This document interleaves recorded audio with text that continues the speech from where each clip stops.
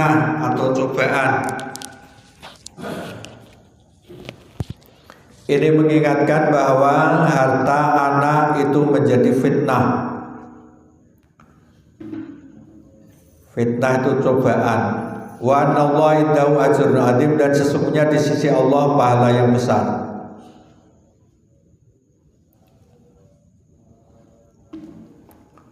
Jadi ayat yang pertama tadi membicarakan tentang khianat, ya, larangan tidak boleh khianat. Yang kedua itu membicarakan tentang adanya fitnah atau ujian. Ujian dalam hidup itu ada dua menurut ayat ini, yaitu harta dan anak. Terus ayat ini ditutup wa anallaha indahu ajrun adzim, dan sesungguhnya di sisi Allah pahala yang besar. Jadi dari dua ayat ini menunjukkan bahwa jangan sampai khianat. Terus yang kedua, jangan sampai kena fitnah dalam hidup ini. Ingat, tujuan hidup yang sebenarnya adalah di akhirat. Di akhirat itu ada pahala yang besar. Jangan sampai terganggu oleh adanya fitnah, termasuk jangan sampai khianat itu tadi, karena itu yang bisa menghalangi untuk mendapatkan pahala yang besar. Jadi ini karena tidak bisa ditampilkan secara full ya, maka ini saya cari kesimpulan saja ya. Jadi yang pertama, kita ini tidak boleh khianat kepada Allah. Maksudnya apa? Tidak boleh khianat kepada Allah.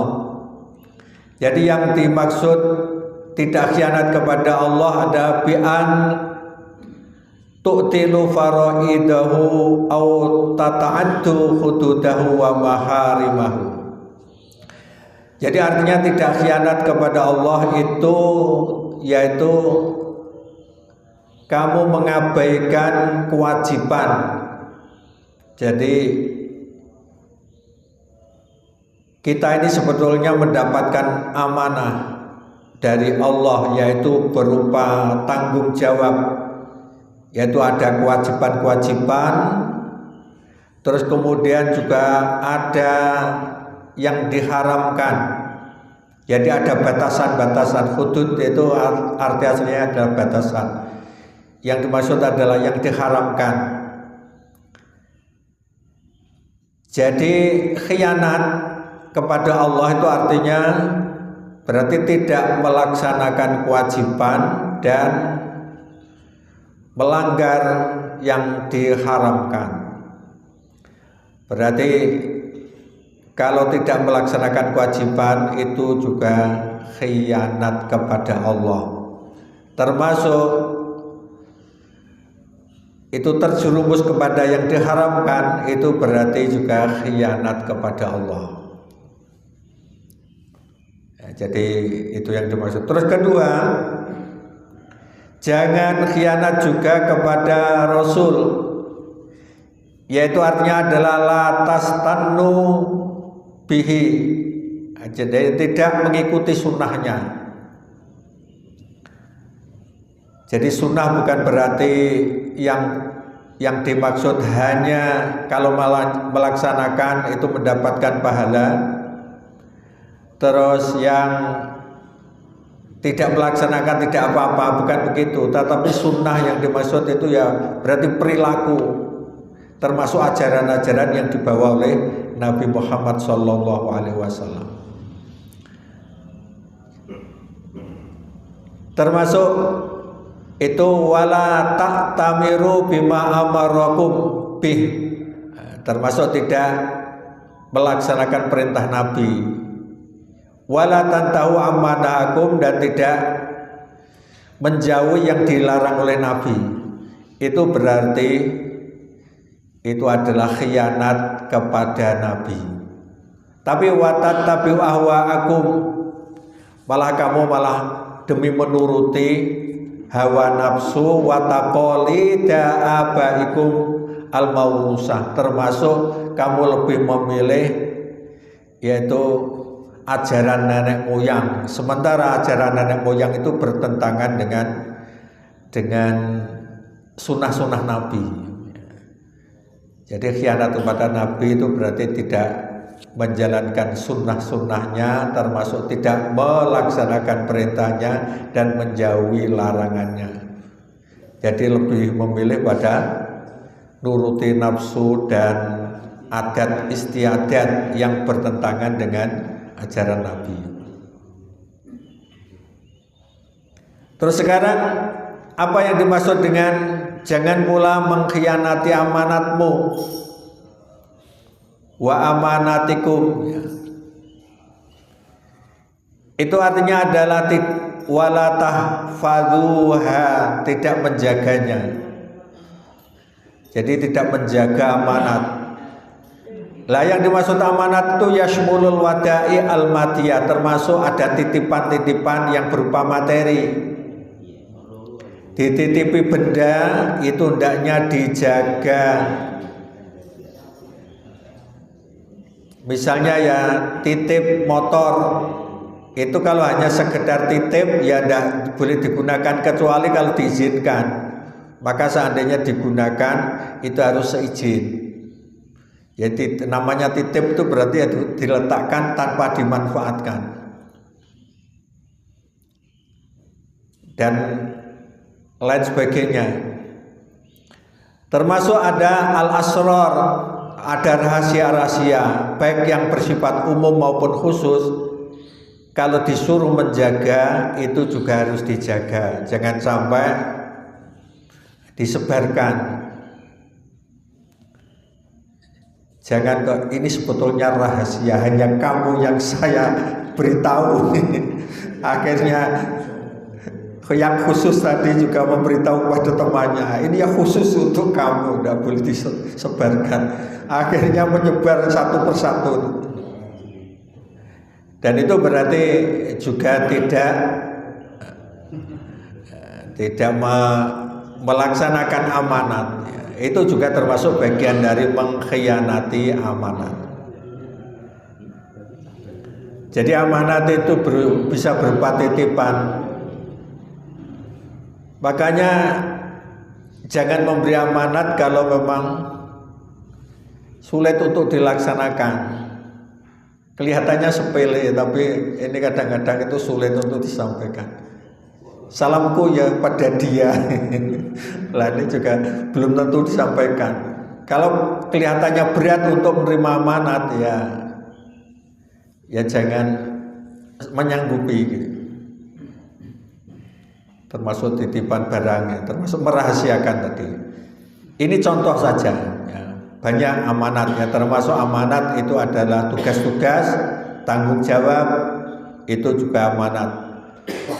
Termasuk misalnya adalah kuli yang bekerja, tukang, itu juga mendapatkan amanah, itu harus dilaksanakan dengan sebaik-baiknya. Jangan kalau ditunggui majikan kerja dengan baik, tapi sementara tidak ditunggui, seenaknya saja. Ini maksudnya bahwa kita sebagai orang yang beriman diberi tanggung jawab untuk melaksanakan amanat. Itu tanggung jawabnya di hadapan Allah Subhanahu wa taala. Melaksanakan amanat berarti itu berpahala. Tidak melaksanakan amanat itu berarti itu dosa karena menyia-nyiakan amanat.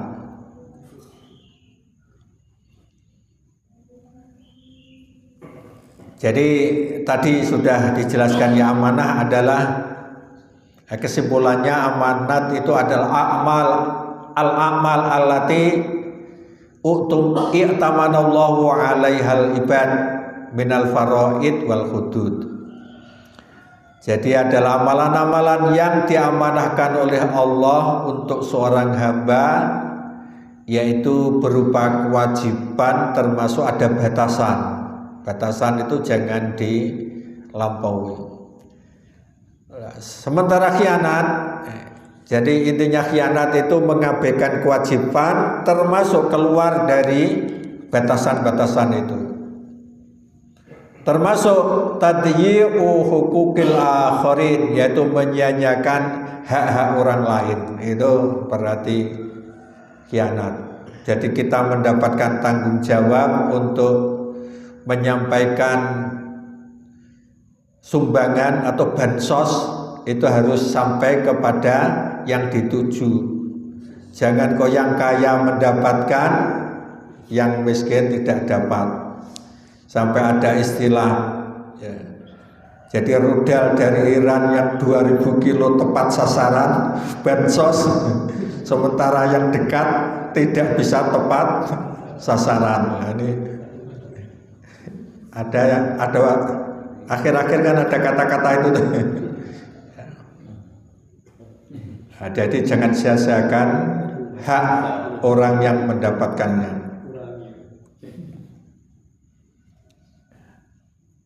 Akhir ayat yang pertama tadi, wa antum ta'lamun, sedang kamu mengetahui. Ini artinya ya bahwa kita ini sebetulnya sudah tahu bagaimana akibatnya. Itu sudah tahu. Sudah tahu akibatnya, menyia-nyiakan amanat itu berarti khianat kan itu. Nah, itu berarti harus dilaksanakan kalau sudah tahu. Termasuk tahu kebaikan dan keburukan, tahu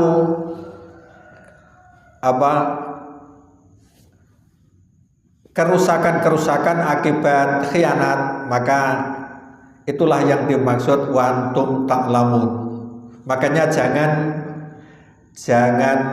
berkhianat itu dengan sengaja. Kecuali kalau memang tidak mengetahui, tidak sadar. Jadi yang dibolehkan dan tidak berdosa itu adalah karena memang lupa atau tidak sadar bahwa itu diberi amanat. Misalnya itu ya kok tukono minyak, ternyata melaku ora krungu, tidak dengar, maka itu tidak dosa, tidak boleh disalahkan kan. Tapi kalau sudah tahu, maka itu khianat. Kadang-kadang kan bisa jadi ya. Ya bapak-bapak ini mungkin ya keluar dititipi, ternyata tidak dengar, terus kadung nyetar mobil tidak dengar, tekomat diomongi. Lah ini artinya harus mengetahui. Jadi sadar atau tidak tadi, terus kemudian dengar atau tidak. Jadi kalau sudah dengar pura-pura tidak dengar, itu yang khianat. Tetapi kalau memang tidak sadar atau tidak mendengar, maka tidak menjadi masalah. Ini harus juga dibedakan. Mestinya ya kudu paham, kon paham batine wong lho sapa. Batinnya orang kan macam-macam.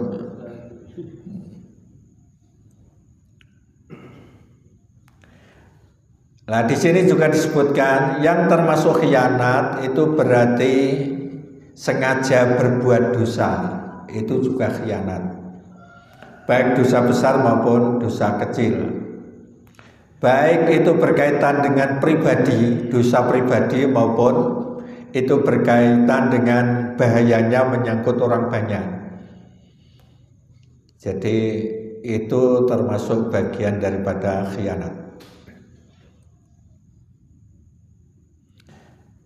Jadi di sini disimpulkan ya, al-amanah min sifatil mu'minin, amanah termasuk sifat orang mukmin. Makanya tadi kan yang dipanggil adalah orang-orang beriman. Ya ayyuhalladzina amanu, wahai orang-orang beriman, la takhunullah wa rasul wa amanatikum. Jangan kamu mengkhianati Allah, Rasulnya dan amanat-amanat. Ini berarti melaksanakan amanah itu adalah sifat orang mukmin. Sementara khianat itu min sifatil munafik. Khianat itu termasuk sifatnya orang munafik. Sebagaimana sabda Nabi yang pertama, la imana liman la ahdalah. Tidak ada iman bagi orang yang tidak menepati janji. Bahkan ada hadis lain, la imana liman la amanatalah. Tidak ada iman bagi orang yang tidak bisa amanah. Iman, amanah itu berasal dari sumber kata yang sama. Amanah dan iman. Itu artinya menunjukkan bahwa orang yang beriman hendaknya amanah. Orang yang tidak amanah berarti tidak beriman. Jadi ada gandengannya. Iman dan amanah. Jadi iman, aman, amanah itu serumpun ya, asal kata yang sama. Artinya kalau orang yang beriman itu harus amanah. Orang yang amanah insya Allah nanti hidupnya akan aman dunia akhirat. Nah, sampai di situ. Terus yang berikutnya ini di sini disampaikan ada hadis yang sangat terkenal. Ayatul munafik salasun, tanda orang munafik ada 3, yaitu idza haddasa kadzaba, jika berbicara dia berdusta, wa idza wa'ada akhlafa, jika berjanji dia mengingkari, wa idza tumina khana, dan apabila diberi amanah dia khianat. Cuma diketahui ya bahwa ada munafik itu munafik tulen yang digolongkan menjadi orang kafir. Tetapi ada munafik yang dia sebagai orang mukmin tetapi termasuk dosa. Nah, ini tanda orang munafik saja tetapi tidak mengeluarkan dia terus otomatis menjadi orang kafir neraka, itu bukan yang ini. Ya, paham ya? Jadi ini tanda-tandanya saja tetapi sebetulnya dia orang Islam tetapi dia itu menyerupai atau bersifat seperti sifatnya orang munafik. Jadi orang munafik yang digolongkan menjadi orang kafir itu gini, dia sebetulnya itu tidak Islam tetapi pura-pura Islam. Nah itulah yang munafik tulen yang berada di neraka yang paling dalam itu. Innal munafikina fit darkil asfali minan nar. Orang munafik itu berada di surga yang paling dalam, paling bawah. Kok surga? Kita jarang iki ngedirwono orang. Alhamdulillah didengarkan. Ya di neraka yang paling bawah. Jadi gini tingkatan ya. Tingkatan surga itu namanya darajat. Kalau tingkatan neraka itu darkun, fit darkil asfali, di neraka, tingkatan neraka yang paling bawah. Jadi ini munafik, tetapi ini maksudnya itu dosa, itu menyerupai orang munafik. Jadi orang yang munafik itu tandanya ada 3 ini. Tetapi selagi dia itu sebetulnya adalah orang beriman kepada Allah, pada Rasulnya, hanya saja belum menjalankan syariat dengan baik, itu namanya itu berbuat dosa, menyerupai sifatnya orang munafik. Ya, kita lanjutkan ke pembahasan yang kedua. Annama amwalukum wa auladukum fitnah. I'lamu annama amwalukum wa auladukum fitnah. Ketahuilah bahwa hartamu dan anakmu itu merupakan fitnah. Fitnah yang dimaksud di sini adalah mihnah minallah. Jadi ujian dari Allah.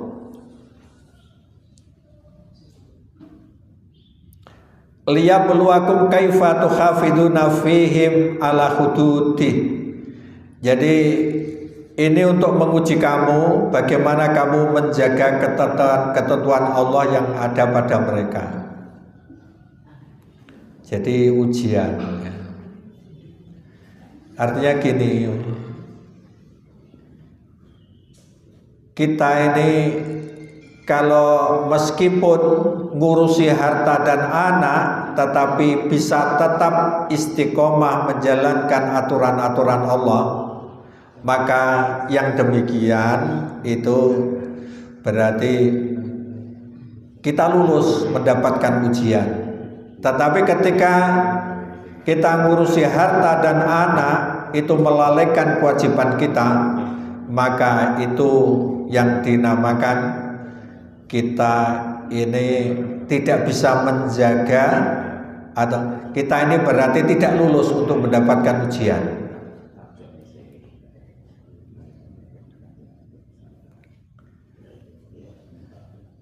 Jadi ini mengandung pesan ya, mengandung pesan bahwa ketika kita ini ngurusi harta dan ngurusi anak itu jangan sampai tusghilul qalba bidunya. Kita ini sampai menyibukkan diri, menyibukkan hati kita ini untuk terus memikirkan dunia, wa tahjubu an amil akhirah, sehingga terhalang untuk beramal akhirat. Ini jangan sampai. Ini pesan yang disampaikan itu di situ. Jadi jangan karena demi dunia akhirnya melalaikan amalan untuk akhirat. Pertama yang berkaitan dengan harta ya. Jadi al-insan mafturun ala hubbil mal. Jadi manusia itu secara fitrah itu cinta kepada harta. Jadi nek wong ora seneng duit iki perlu dipertanyakan. Tapi ono to kene sing ora seneng duit. Jadi semuanya kan senang uang, senang harta aja. Ana sing doyan duit.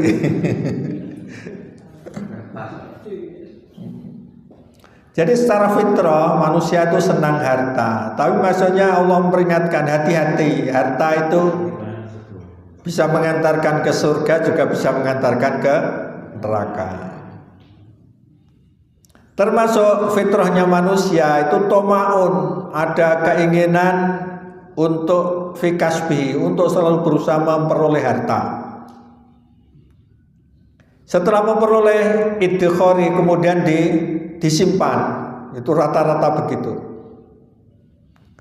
Lah yang bahaya itu wayabkhulu bih, terus akhirnya dia bakhil terhadap harta.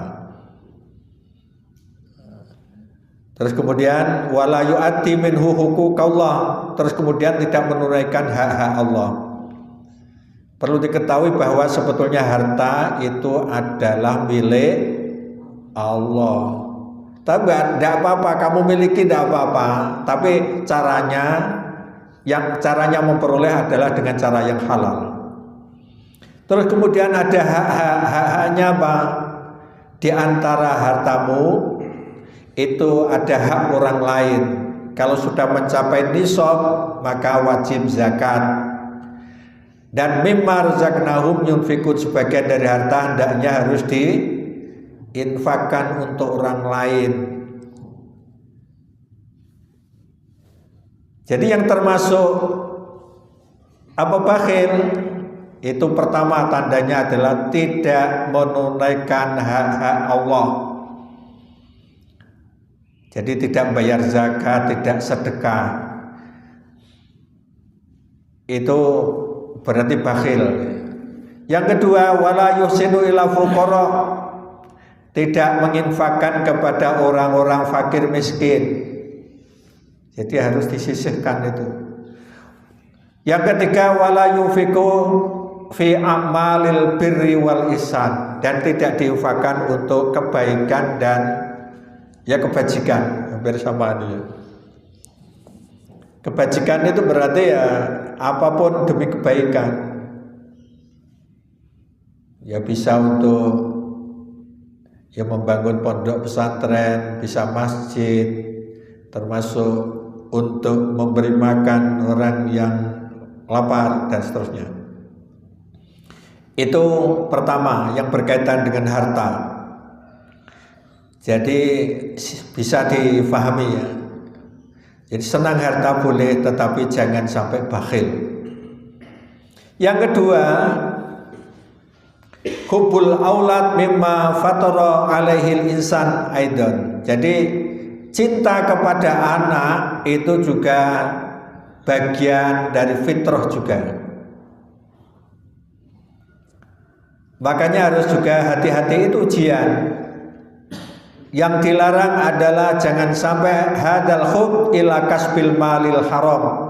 Jangan sampai mencari harta yang haram min ajlib, demi menuruti anak. Ya. Jangan sampai, ini yang penting. Oleh karena itu kesimpulannya dari kedua itu, lidza wajaba 'alal mu'min al-hadar minal mal walad. Wajib bagi orang mukmin itu hati-hati ketika berhadapan dengan harta dan anak. Jadi jangan sampai karena harta dan anak itu akhirnya melalaikan tanggung jawab kita kepada Allah Subhanahu wa taala. Jadi berkaitan dengan harta ini ya, itu harus ada hak-hak yang perlu ditunaikan, yaitu fi sabilil birri wal ihsan, untuk disalurkan kepada kebajikan dan juga kebaikan. Yang kedua berkaitan dengan anak, itu hendaknya wayut imul auladahu halalan, jadi memberi makan kepada anak-anaknya itu dari harta yang halal. Jadi di sini sampai la yambutu jasatuhum minas suhti wal haram, sehingga tubuh anak itu tidak ada yang berasal dari yang terlarang dan yang haram. Karena ada suatu hadis yang menyebutkan kullu lahmin nabata min suhtin an-naru aulalah. Jadi kalau ada tubuh itu tumbuh dari harta haram, maka nerakalah tempat tinggalnya yang lebih pantas. Jadi kullu lahmin nabata min suhtin. Jadi kewajiban kita memberi harta termasuk makanan yang halal.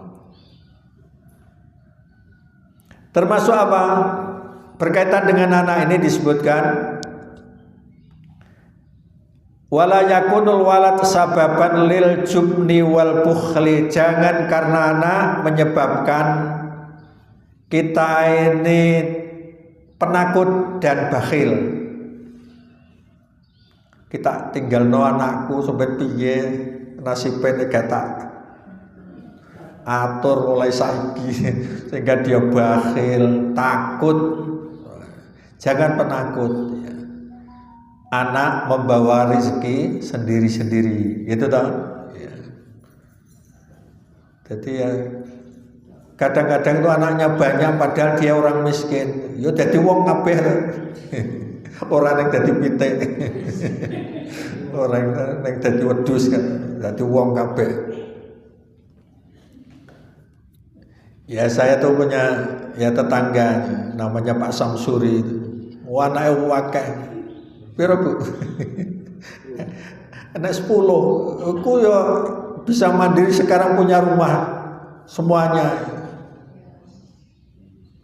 Jadi dia orang miskin, kerjaannya itu kuli, ya bisa noto anaknya. Jadi wong kabeh. Intine kan.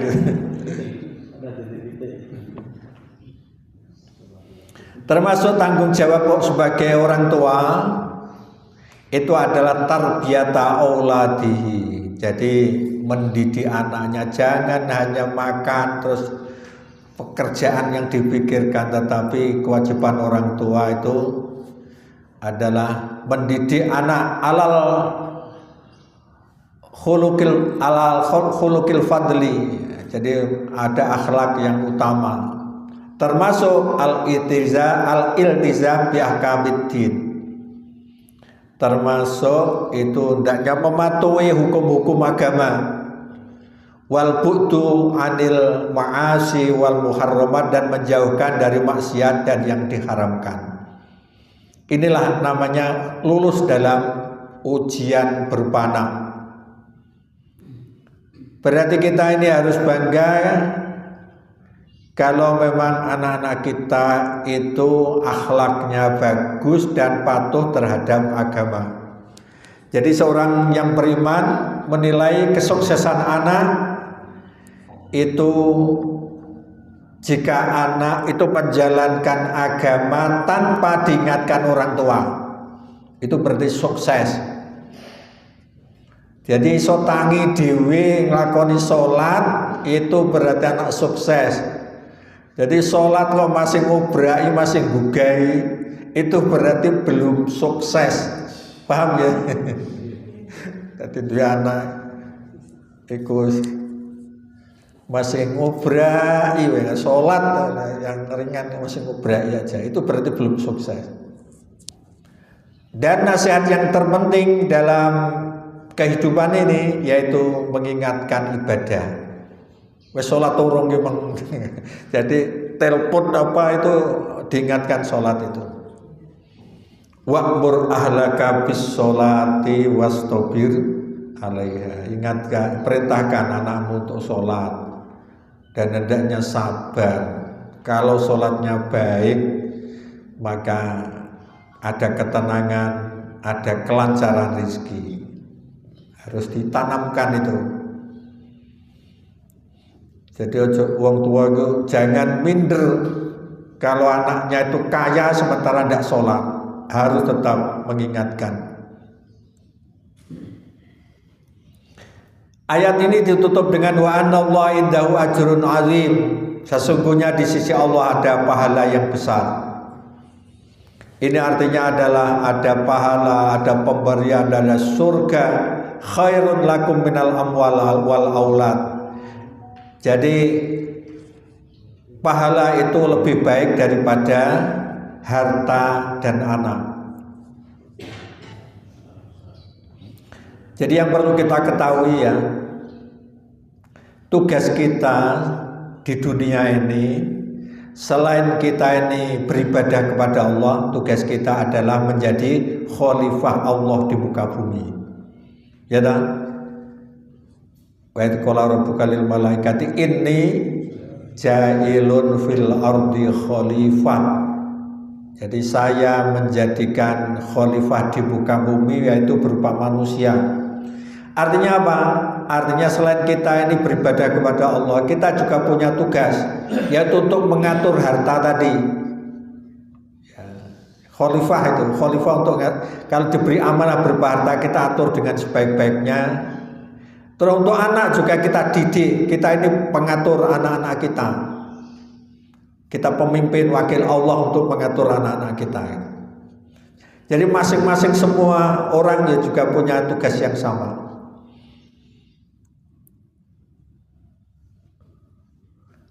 Lah cuma ya masalahnya yaitu ya tadi anak itu ada yang terkadang itu bisa memusuhi kita. Makanya dalam Al-Quran kan disebutkan istri, anak itu bisa menjadi aduwun laku, menjadi musuh bagi kamu.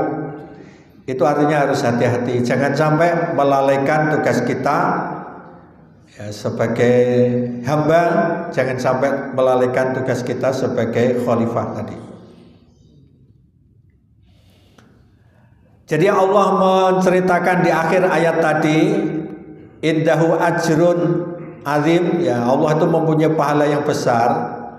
Itu artinya apa? Fa'alaikum antuk siru sawabarabbikum. Hendaknya kalian itu lebih mengutamakan pahala dari Tuhan, dari Allah ini.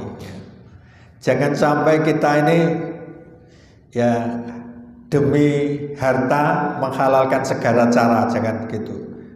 Tetapi hendaknya harta dan anak itu mengantarkan ke pahala yang besar itu. Nah, itu maksudnya begitu. Termasuk wa muraati ahkami syar'ihi wa dinihi fil amwal wal aulad. Hendaknya memelihara hukum-hukum syariat serta agama yang berkaitan dengan harta dan anak ini. Dan yang tidak kalah pentingnya, kalau kita memperhatikan akhir ayat itu ya, bahwa di sisi Allah ada pahala yang besar, itu hendaknya antazhadu fid dunya. Kita ini harus bisa zuhud berkaitan dengan dunia. Wala tahrusu ala jam'il mal wa hubbil walad. Jangan sampai kita ini tamak demi mengumpulkan harta dan demi mencintai anak. Tamak itu berarti mengharapkan harta tetapi dengan cara yang tidak benar. Itu tamak. Jadi tamak itu mengharapkan tetapi dengan cara yang salah. Nah, Al-Quran mengingatkan di surat Al-Kahfi ya, ayat 46. Ini ditutup ya, dengan ayat itu, al-malu wal banuna zinatul hayatid dunya. Ingat, harta, anak itu perhiasan dunia, perhiasan dalam kehidupan dunia. Tetapi wal baqiyatus sholihatu khairun inda rabbika sawaban wa khairun amala. Dan amalan-amalan yang kekal lagi soleh itu lebih baik pahalanya di sisi Tuhanmu serta lebih baik untuk menjadi harapan. Amal pakai alif itu namanya harapan. Tapi kalau amal pakai ain itu perbuatan. Maka harus bisa membedakan ya, antara ain dan alif. Khairun amalan, dan lebih baik untuk menjadi harapan. Ini artinya bahwa amalan itulah yang utama. Jadi anak, harta harus menjadi dorongan untuk beramal soleh, dan itulah yang akhirnya akan mendapatkan pahala yang terbaik di sisi Allah, termasuk menjadi harapan untuk kebaikan kita di akhirat nanti. Saya kira cukup kajian saat ini. Ini saya akhiri sekian. Assalamualaikum warahmatullahi wabarakatuh.